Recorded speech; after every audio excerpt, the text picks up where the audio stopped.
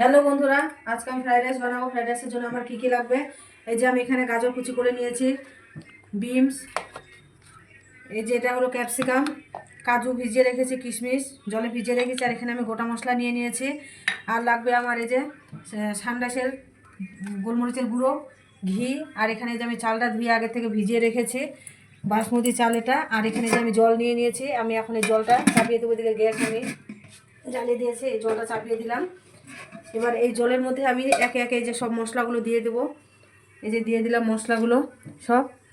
আর এর মধ্যে আমি একটু দিয়ে দেবো যে সাদা তেল, যেন রাইসটা ঝরঝরা হয়। এই যে এখন এটাকে আমি জলটা এখন ফুটে উঠবে, তারপরে আমি চালটা দিয়ে দেবো। হয়ে গেছে, এই যে দেখো জলটা কিরকম টকবক করে ফুটছে। এবার আমি এই যে জলের মধ্যে চালটা দিয়ে দেবো। আগের থেকে ভিজিয়ে রেখেছিলাম চালটা, জল ঝরিয়ে দিয়েছি। এই যে চালটা দিয়ে দিচ্ছি। আমি প্রায় 1 ঘন্টা চালটা ভিজিয়ে রেখেছিলাম। যাদের হাতে টাইম নেই 40-45 মিনিট রাখলেও হবে, আমার টাইম ছিল যে তাই আমি 1 ঘন্টা ভিজিয়ে রেখেছি। বন্ধুরা দেখো, এদিকে আমার রাইসটা হয়ে গেছে। আমি দেখে নিই কতটা হয়েছে। এই যে দেখো হয়ে গেছে আমার 75% মতো আমি করে নিয়েছি। এবার রাইসটা আমি নামিয়ে নেব। এই যে আমি এবার নামিয়ে নিচ্ছি ভাতটা।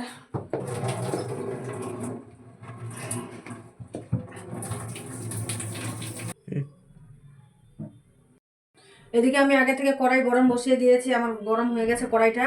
আর এবার আমি ঘি দিয়ে দেবো এর মধ্যে। এই যে ঘি দিয়ে দিলাম, এটা আমি পুরোটাই ঘি দিয়ে করব। আর আমার ঘি গরম হয়ে গেলে এদিকে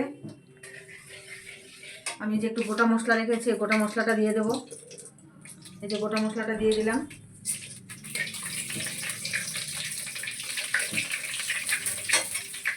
মশলাটা ভাজা হয়ে গেছে, এবার একে একে আমি সব সবজিগুলো দিয়ে দেবো। এই যে বিনস দিয়ে দিলাম, গাজর,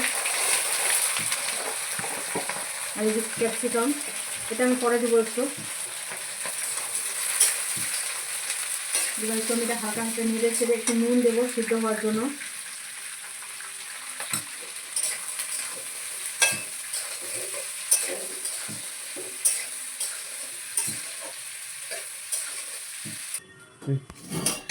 আমি এই যে বিনস গাজরটা ঢেকে দিয়েছিলাম, এবার ঢাকনাটা তুলে নিলাম, দেখি কতটা সিদ্ধ হয়েছে। 75% আমার সিদ্ধ হয়ে গেছে। এবারে আমি এর মধ্যে দিয়ে দেবো এই যে কিশমিশ আর কাজুটা। হ্যাঁ, অনেকে আগে দেয়, আমি পরে দিলাম।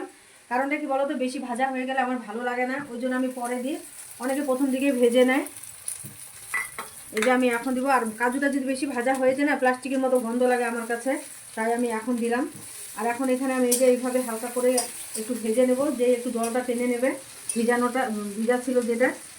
পরে আমি সবগুলোর সঙ্গে মিলিয়ে দেবো। আর এই যে দেখো এদিকে ক্যাপসিকামটা কুচি করে রেখেছিলাম, এটাও এখন দিব। যদি প্রথম দিকেই দিতাম আমি, এটা গলে যেত বেশি সিদ্ধ হয়ে, ওই জন্য এখন দিলাম। আমার এই আগের সবজিটা 75% হয়েছিল, এখন এটা দিলাম। এগুলো ভাজা হয়ে গেলে পুরোটাই একসঙ্গে আবার একটু ভেজে নেব। এদিকে দেখো সবজিটা আমার ভাজা হয়ে গেছে। এবার আমি এই যে রাইসটা দিয়ে দেবো। আমি রাইসটা আগে থেকে ঠান্ডা করতে দিইনি, আমি যেহেতু 75% করে সিদ্ধ করেছিলাম, ওই জন্য আমি ঢেকে রেখেছিলাম। এইভাবে তোমরাও করবে। আর 95% করলে ওটা সিদ্ধ বেশি হয়ে যায়। এই যে আমি হাঁড়ি শুদ্ধ করে ঢেলে দেবো গরম গরম।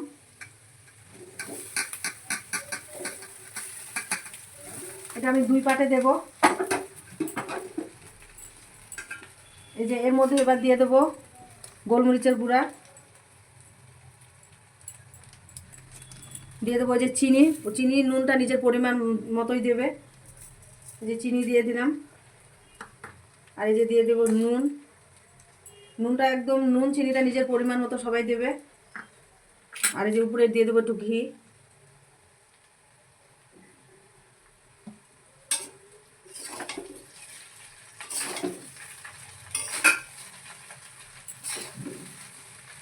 এবার আমি এই যে আরেকটা এই দিয়ে দেবো।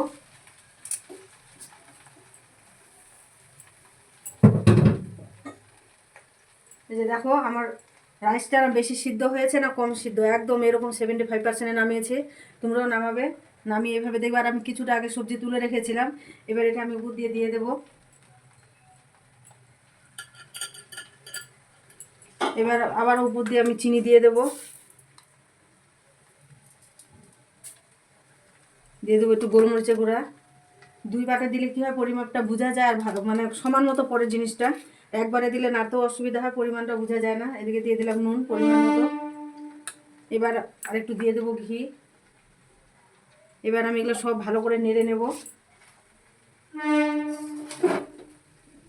এই যে আমি আস্তে হাত করে সব হালকা হাতে নেড়ে নিচ্ছি যেন রাইসটা আমার না ভাঙে, ওই জন্য আমি 2 পাটে করে নিলাম। আমার রেসিপিটা কীরকম লাগলো তোমরা একটু সবাই কমেন্ট করে জানাবে, আর তোমরা কে কীভাবে বানাও সেটা একটু বানাবে, কারণ আমি একটু প্রসেসটা সব মানে অন্য রকমেরভাবে করেছি। মানে আগে যেটা হয় সেটা আমি পরে করেছি, আমি এরকমই করি, আর এটা খেয়ে সবাই খুব ভালোই বলেছে, খারাপ বলেনি। তোমরা একটু এভাবে চেষ্টা করবে করে খাওয়ার, আর খেয়ে আমাকে কমেন্ট করে জানাবে। টাটা, সবাই ভালো থেকো, সুস্থ থেকো।